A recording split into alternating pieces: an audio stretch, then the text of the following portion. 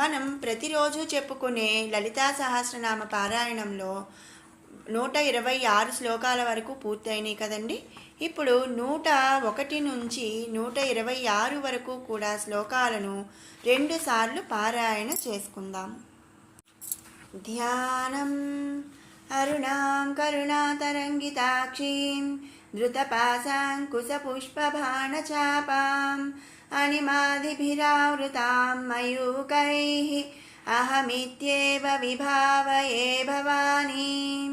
ధ్యాయేత్ పద్మాసనస్తాం వికసితవదనాం పద్మపత్రాయతాక్షీం हेमाभां पीतवस्त्रां करकलितलसद्धेम पद्मां वराङ्गीं सर्वालङ्कारयुक्तां सततमभयदां भक्तनम्रां भवानीं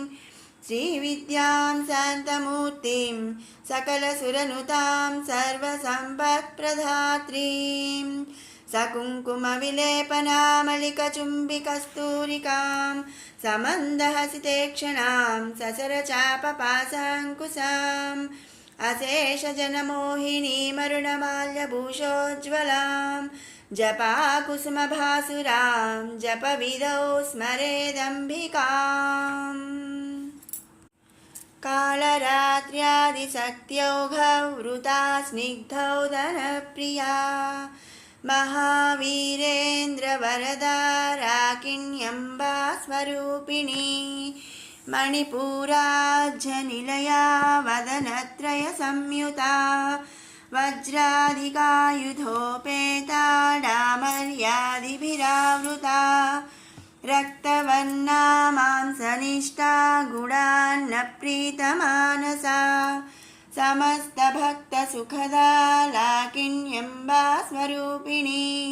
स्वादिष्ठानाम्बुजगता चतुर्वक्त्रमनोहरा शूलाद्यायुधसम्पन्ना पीतवर्णातिगर्विता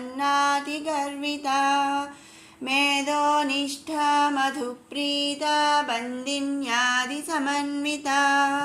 दध्यन्नासक्तहृदया काकिनीरूपधारिणी मूलाधाराम्बुजारूढा पञ्चवक्त्रास्ति संस्थिता अङ्कुशादिप्रहरणा वरदादिनिषेविता मुद्गौदनासक्तचित्ता साकिन्यम्बा स्वरूपिणी आज्ञाचक्राज्यनिलया शुक्लवर्णा षडानना मज्जा संस्था हंसवती मुख्यशक्तिसमन्विता हरिद्रान्नैकरसिका हाकिनीरूपधारिणी सहस्रदलपद्मस्था सर्ववर्णोपशोभिता सर्वायुधधरा शुक्ला संस्थिता सर्वतोमुखी सर्वोदनप्रीतचित्ता याकिन्यम्बा स्वरूपिणी स्वाहा स्वधा मतिर्मेधा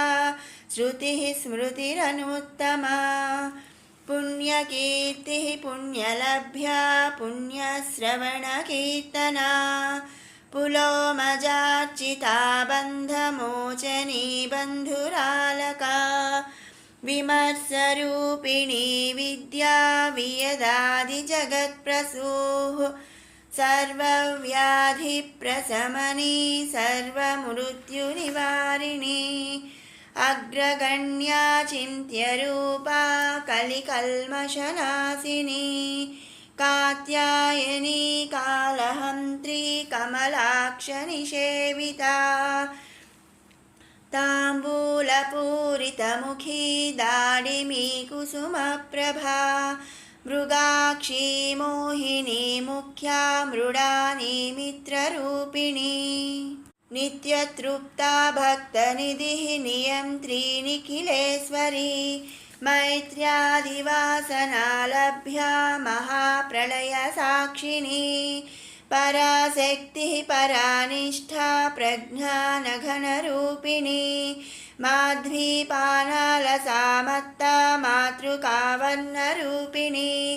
महाकैलासनिलया मृणालमृदुदोर्लता महनीया दयामूर्तिः महासाम्राज्यशालिनी आत्मविद्या महाविद्या श्रीविद्या कामसेविता श्रीषोडशाक्षरी विद्या त्रिकूटा कामकोटिका कटाक्षकिङ्करीभूता कमलाकोटिसेविता शिरस्थिता चन्द्रनिभा फालस्तेन्द्रधनुः प्रभा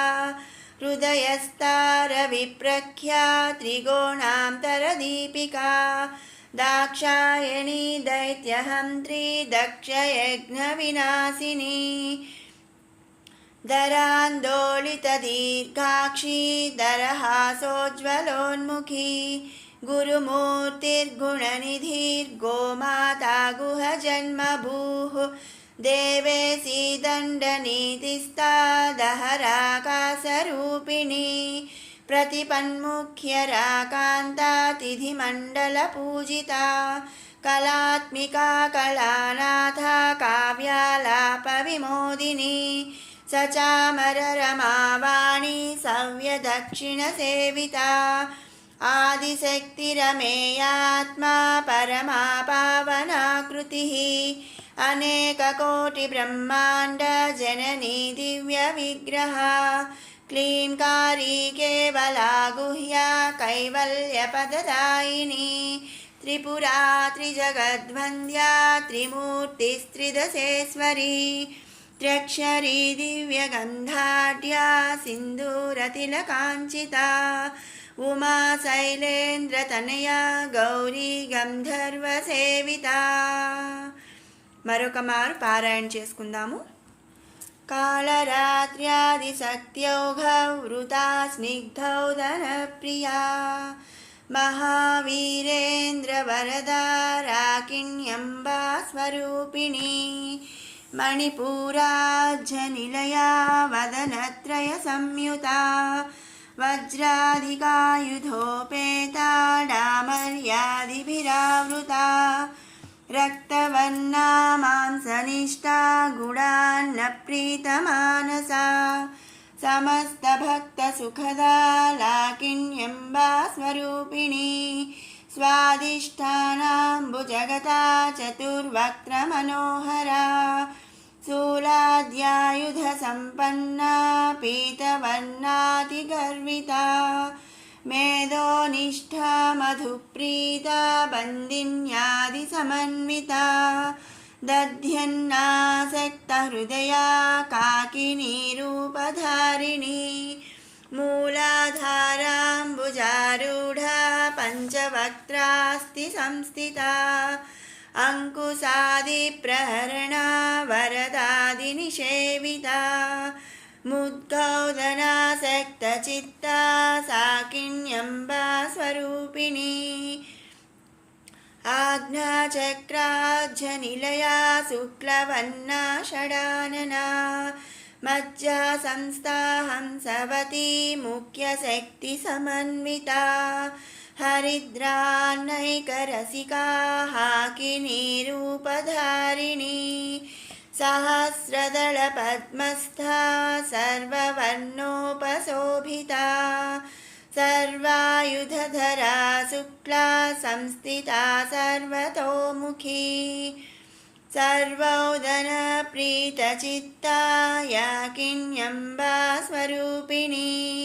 स्वाहा स्वधा मतिर्मेधा श्रुतिः स्मृतिरनुत्तमा पुण्यकीर्तिः पुण्यलभ्या पुण्यश्रवणकीर्तना पुलोमजार्चिता बन्धमोचनी बन्धुरालका विमर्शरूपिणी विद्या वियदादिजगत्प्रसूः सर्वव्याधिप्रशमनी सर्वमृत्युनिवारिणी अग्रगण्या चिन्त्यरूपा कलिकल्मषनाशिनी